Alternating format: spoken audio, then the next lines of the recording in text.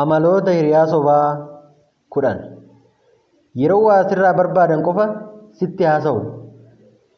Gaafa ati waa barbaaddu hin argaman. Gaafa ofiif si barbaadan malee. Gaarummaa kee akka gowwummaatti ilaalanii sitti fayyadamuu barbaadu. Gaafa waan barbaadan sirraa dhaban siin hoodu, si cufu, amala sitti jijjiiratu. Milkaa'ina keetti gonkumaa hin gammadan. Akka ati isaan dursiiftee milkooftu hin fedhan. Milkaa'ina isaanii sitti odeessanii akka sitti dhaga'amu si godhan. Yeroo hunda gadi si qabu.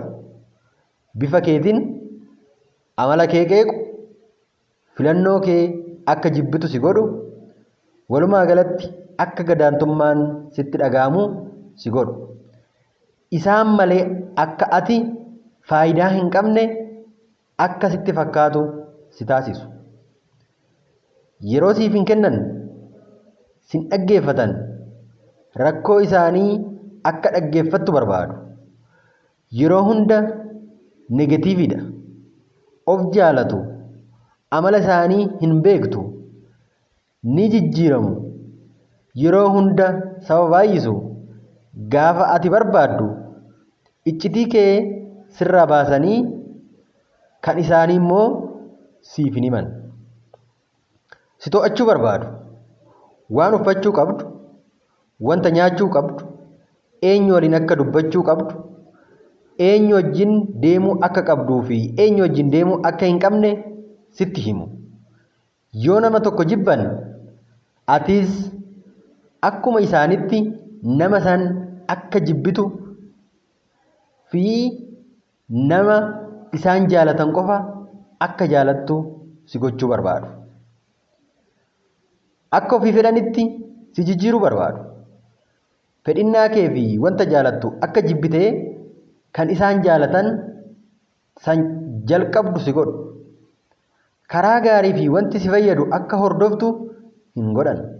Karoora keerraa si maqsu. Jibbaa fi oduu sobaa facaasu. Waa'ee nama biraa sitti odeessu.